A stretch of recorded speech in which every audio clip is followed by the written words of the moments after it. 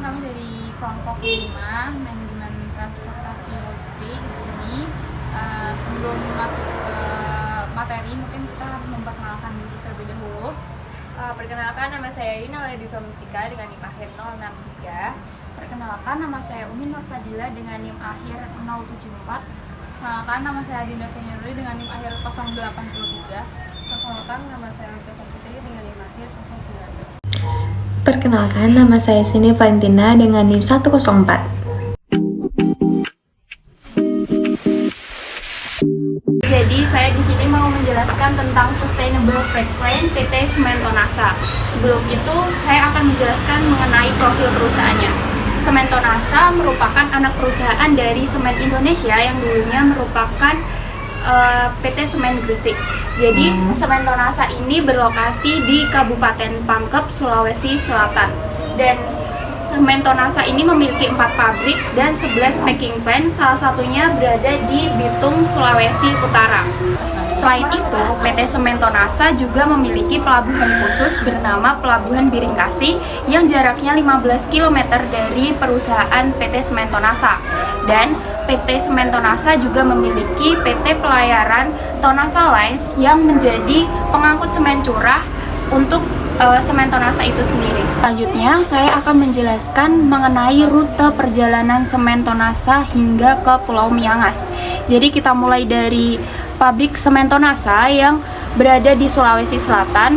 Di sini Sementonasa akan diproduksi secara curah dan akan diangkut menggunakan high blow truck, lalu dibawa ke Pelabuhan Biringkasi. Di sini Sementonasa yang curah itu akan diangkut menggunakan KM Tonasa Lines 12 untuk ke Pelabuhan Bitung.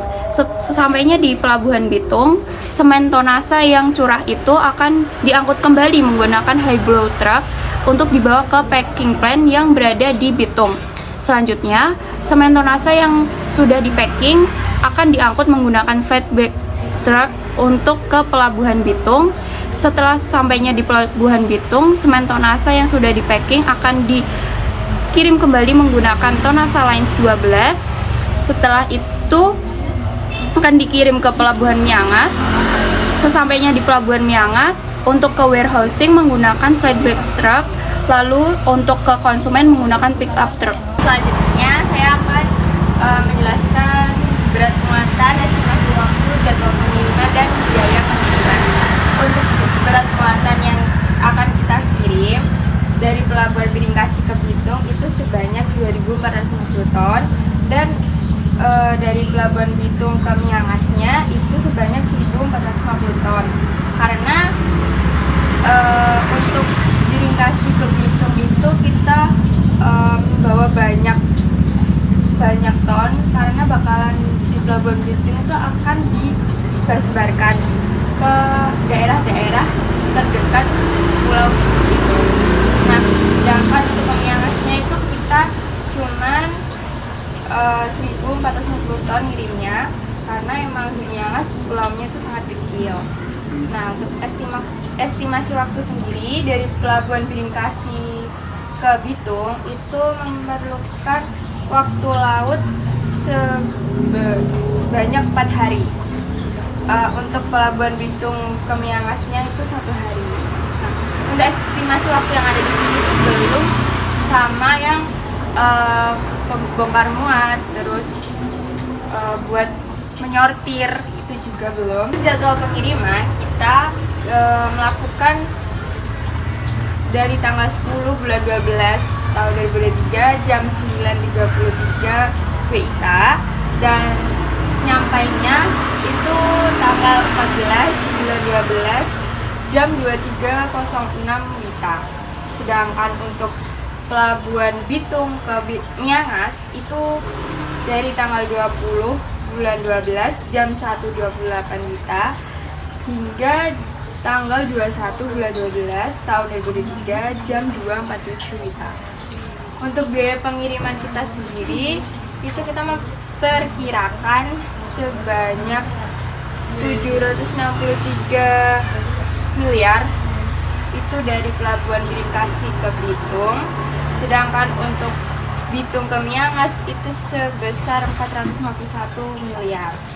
Jadi untuk biaya pengiriman ini perhitungannya akan saya jelaskan di video selanjutnya. Perkiraan biaya rute Biringkasi Bitung. Untuk yang pertama ada data kapal. Nah, data kapal ini terdiri dari nama kapal, jenis kapal, jarak pelayaran, payload, kecepatan, IMO, dan MMSI. Selanjutnya ada tabel asumsi data. Nah, asumsi data ini dari data kapal Tonasa Lines dengan keterangan harga kapal per unit, rute kapal, umur kapal, commission days, harga MFO, harga HSD, lessee margins, kecepatan muat Biringkasi, kecepatan bongkar Bitung, dan margin profit.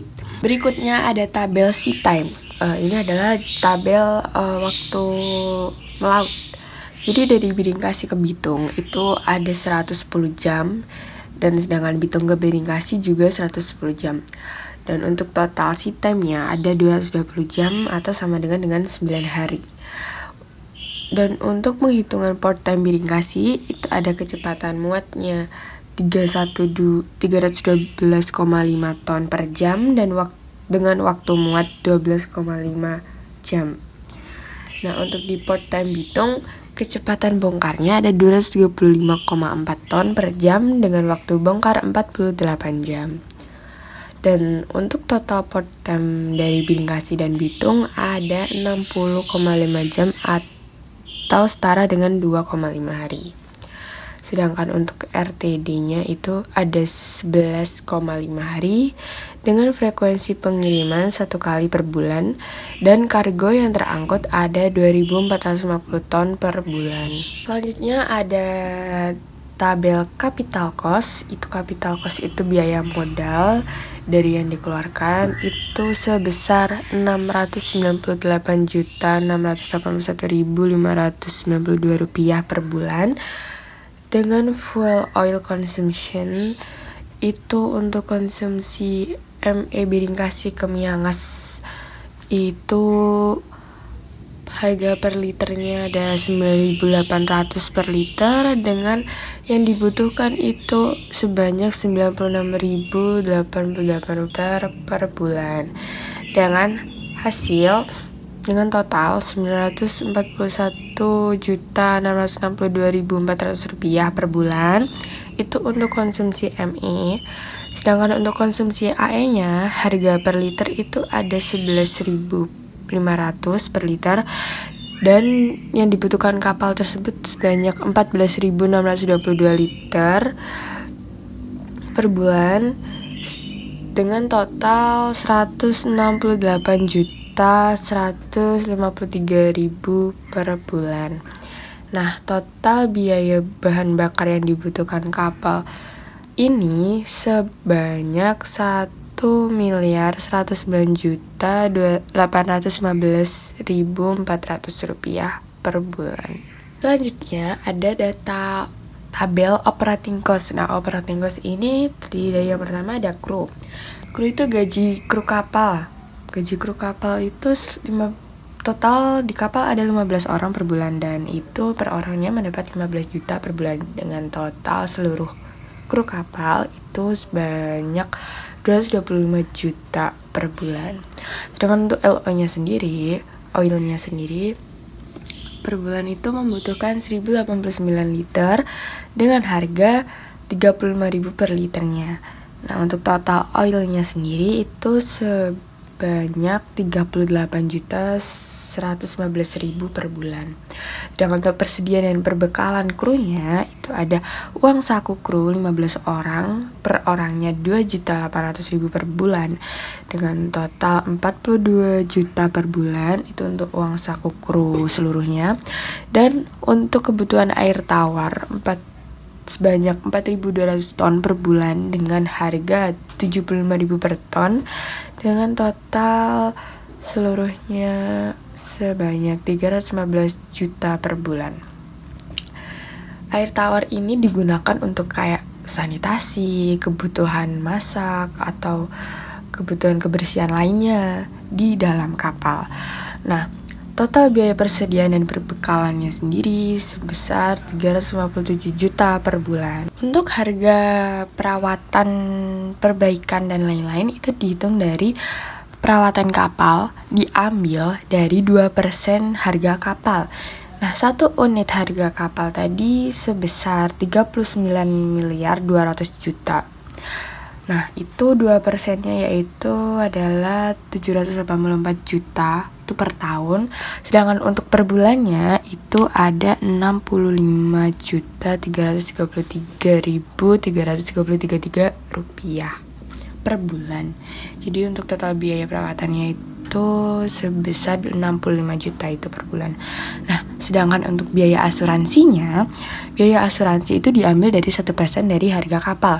Nah, untuk harga kapalnya sendiri itu sebanyak 39.200.000 rupiah dengan diambil 1%-nya yaitu 392 juta per tahun, dan untuk per bulannya yaitu sebesar 320.666.667 rupiah per bulan.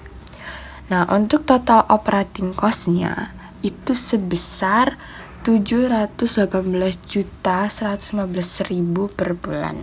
Untuk biaya total cost itu dihitung dari biaya bensin, biaya operating cost, dan capital cost dengan jumlah sebesar 2.526.611.992 rupiah per bulan. Itu untuk total cost. Selanjutnya ada biaya umum. Biaya umum ini diambil dari 5% operating cost. Nah, operating cost tadi kan ada 718.115.000. Itu diambil 5%-nya, jadi ada 143.623.000. Itu untuk biaya umum.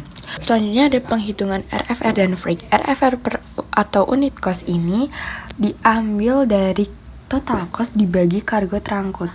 Jadi tadi kargo terangkutnya ada 2.450 ton, dan untuk total costnya sendiri ada 2.526.611.992 rupiah. Itu dibagi sama kargo terangkutnya dengan total 1.031.270 rupiah per ton.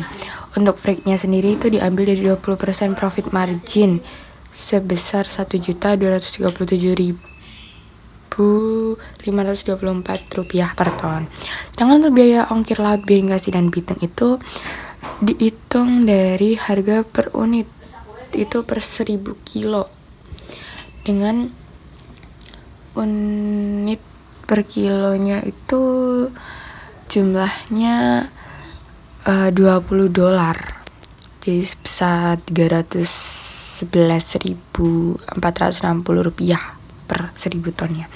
Nah, karena kita tadi ngirimnya sebanyak 2.450 ton atau setara dengan 2.450.000 kilo, itu jumlahnya sebesar 763.077 juta.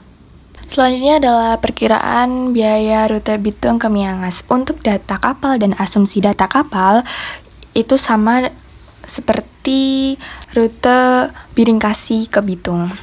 Hanya bedanya itu ada di kecepatan muat Bitung dan kecepatan bongkar di Miangas. Sedangkan untuk sea time-nya sendiri dari Bitung ke Miangas memerlukan waktu 13 jam, sedangkan Miangas ke Bitung juga 13 jam dengan total sea time 26 jam atau setara dengan 1 hari 2 jam. Untuk port time Bitung sendiri, kecepatan muatnya sampai dengan 377,5 ton per jam dengan waktu muat 6,3 jam.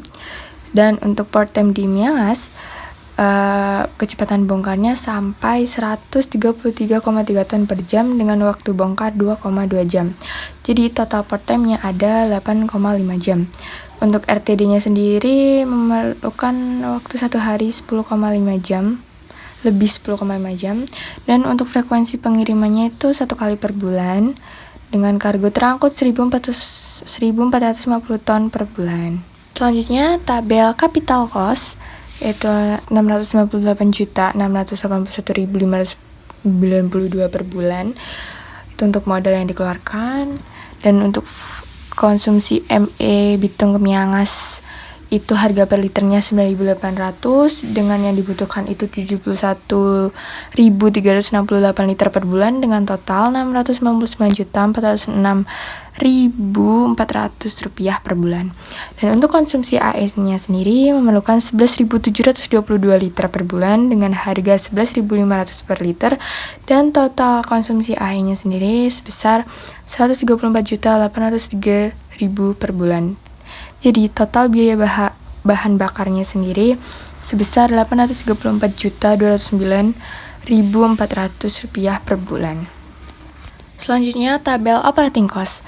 Untuk bagian kru sendiri gajinya total seluruhnya itu sebesar 225 juta per bulan, dan untuk LO sendiri memerlukan 1.089 liter per bulan dengan harga 35.000 per liter dengan total 38.115.000 per bulan, dan persediaan dan perbekalannya untuk uang saku kru total semuanya 42 juta per bulan dan air tawarnya 315 juta per bulan dengan total seluruh biaya persediaan dan perbekalan sebesar 357 juta per bulan.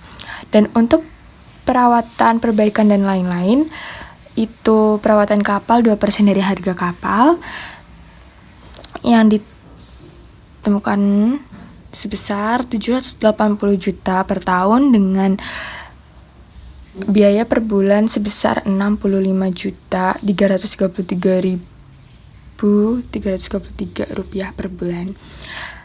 Nah, untuk asuransi sendiri diambil dari 1% harga kapal. Nah, yang sudah kita temukan sebesar 392 juta per tahun dengan biaya per bulan sebesar 32.666.667 rupiah per bulan. Untuk total operating cost-nya sebesar 718.115.000 per bulan dengan total cost 2.526.611.992 per bulan. Selanjutnya, untuk biaya umum diambil 5% dari operating cost dengan jumlah yang kita temukan sebesar 35.905.750 rupiah.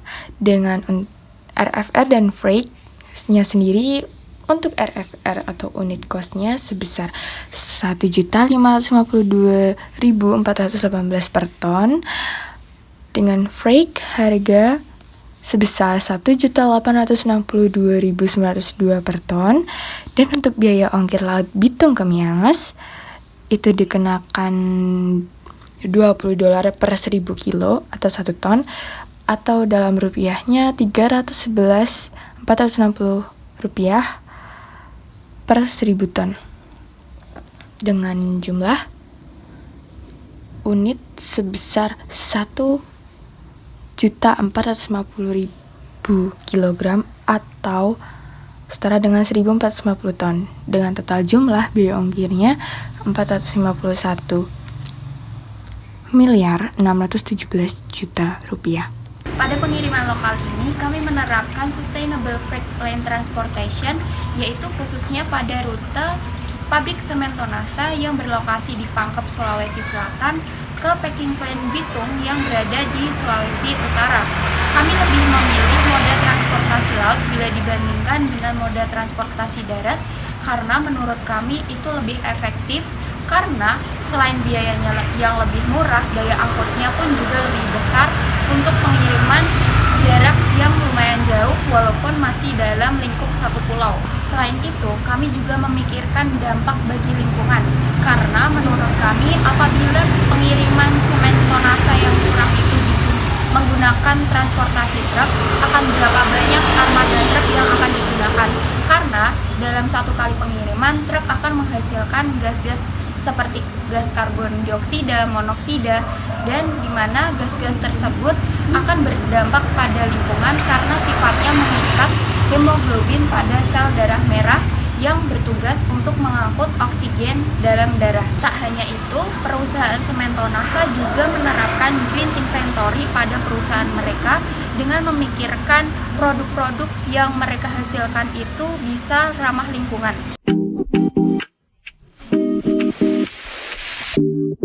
Baik, di sini saya akan menjelaskan mengenai PT Indofood Sukses Makmur Tbk.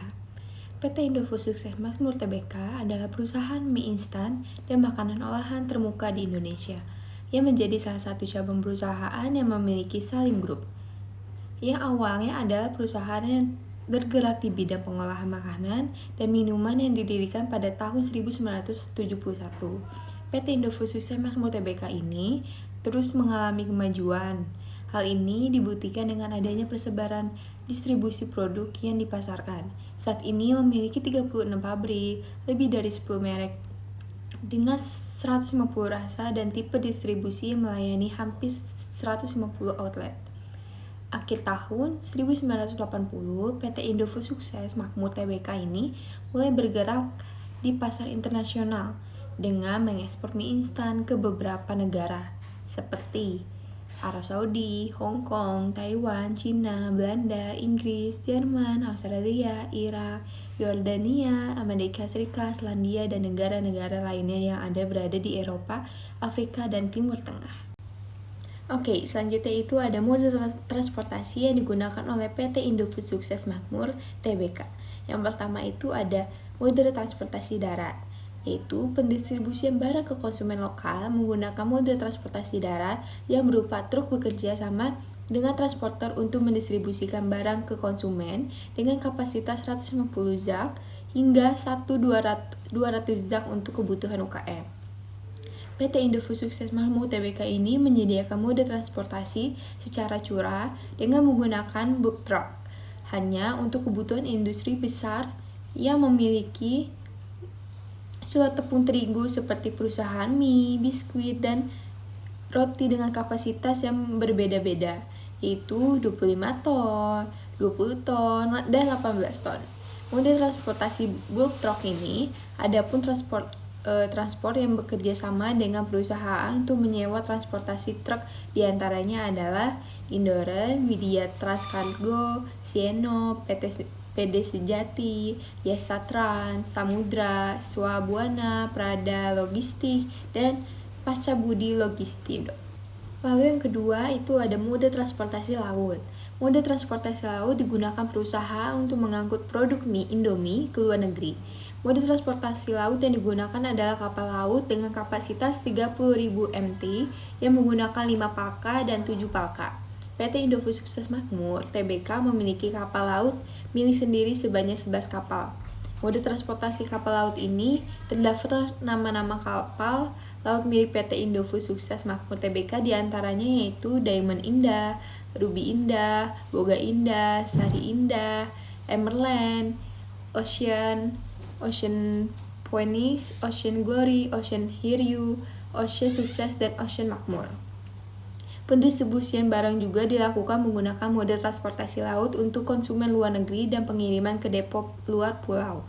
PT Indofood Sukses juga menggunakan peti kemas yang diangkut mode transportasi darat yang disewa dari transporter.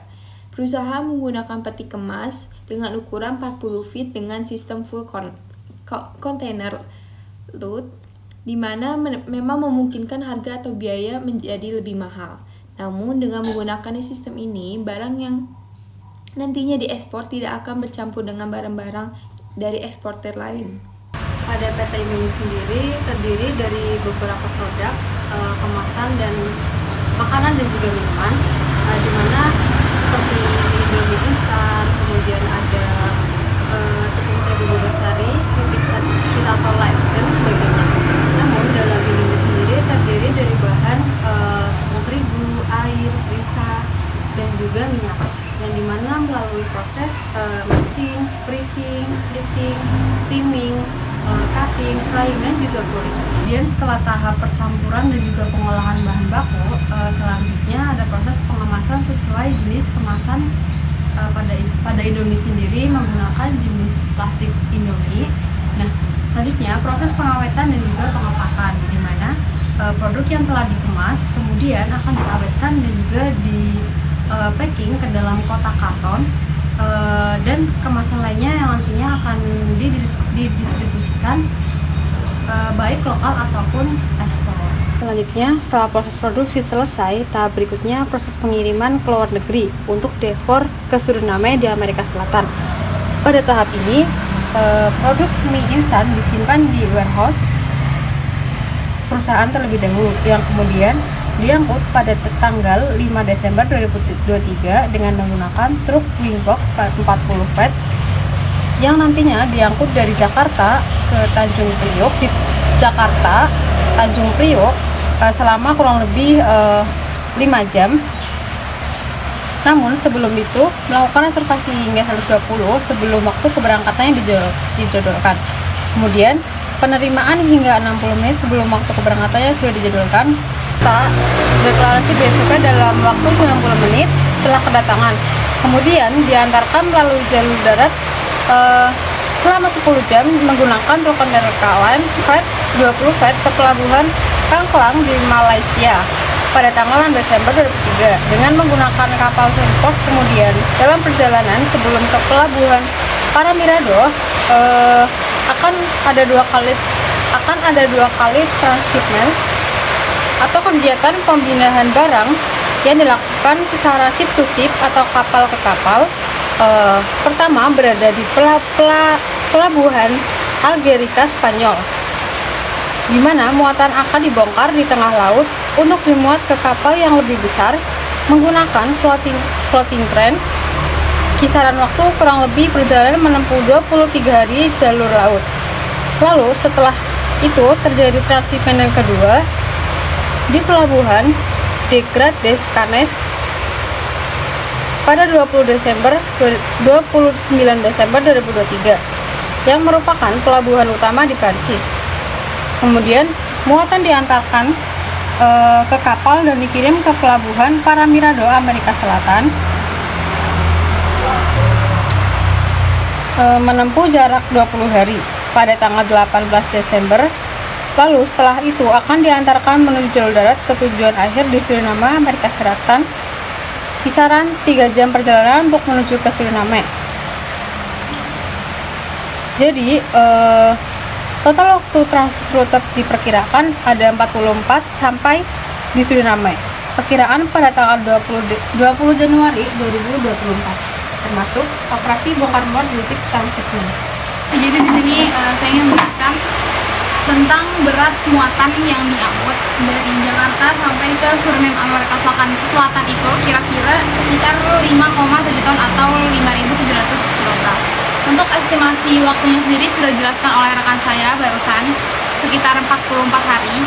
Dan untuk biaya pengiriman totalnya adalah 1.269.986.000 untuk total keseluruhannya.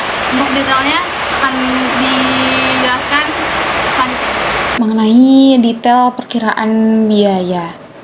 Untuk yang pertama, truk Wingbox 40 feet, ukuran karoserinya adalah panjangnya 7,5 meter, lebarnya 2,5 meter, tingginya 2,5 meter. Lalu kapasitas muatannya maksimal 25 ton, dimensi volumenya 65 cbm. Dan jadi pada sewa dari Jakarta sampai Bandara Sultan Syarif Kasim dengan berat 22,1 ton, truk Wingbox 40 feet memiliki kisaran harga Rp8.586.000. Lalu yang kedua adalah kontainer Keyline 20 feet, ukuran luarnya panjang dikali lebar dikali tinggi dengan panjang 20 dikali 8 dengan lebarnya 8 dan tingginya 8,6 dengan meter. Lalu ini di sini ada 6058 dikali 2438 dikali 2590 m sama dengan 38,2 cbm. Ukuran dalamnya 5919 dikali 2340 dikali 2480 m atau sama dengan 32,9 cbm atau maksimal 33 cbm. Kapasitas CBM maksimalnya 33 CBM. Payload 22,1 ton. Total dus Indomie dalam satu kontainer 20 feet. Panjang kontainernya 5.000, panjang kontainer dibagi panjang dus, 5.919 dibagi 0,3 M sama dengan 16 dus Indomie. Lebar kontainernya, lebar dus 2.340 dibagi 0,2 M sama dengan 11 dus Indomie. Tinggi kontainer dibagi tinggi dus 2.380 dibagi 0,24 M sama dengan 9 dus Indomie. Lalu selanjutnya volume total dus Indomie kan tadi 16 dikali 11 dikali 9 dus sama dengan 1.584 dus. Lalu volume kontainer 20 feet. Jumlah total kardus dikali volume kardus 1.584 dus dikali 0,0168 CBM sama dengan 26,61 CBM. Total dus menggunakan CBM-nya, volume kontainer dibagi volume kardus 26,61 CBM dibagi 0 sama dengan 0,0168 CBM atau 1.584 dus. Berat dus 1.584 dus dikali 3,6 kilo atau sama dengan 5.702 kg atau 5,7 ton. Jadi satu kontainer ada 1.584 dus Indomie dengan berat 5,7 ton dengan kisaran biaya mencapai Rp15.560.000. Yang terakhir ada pada kapalnya sendiri dengan jumlah total muatan kapal bisa berkapasitas 4.000 sampai 5.000 untuk unit mobil dan pada muatannya bisa mencapai 3.591,0252 ton. Jumlah crane satu buah dan dapat diasumsikan bahwa crane dalam satu kali angkatan mengangkat 50 ton muatan dalam satu kali jangkauan kali angkatan membutuhkan waktu 5 menit, di mana waktu sendiri kapal sekitar 15 jam. Lalu jangkauan dengan isian penuh sama dengan 4.200 nmi atau 4.800 mi 7.800 km.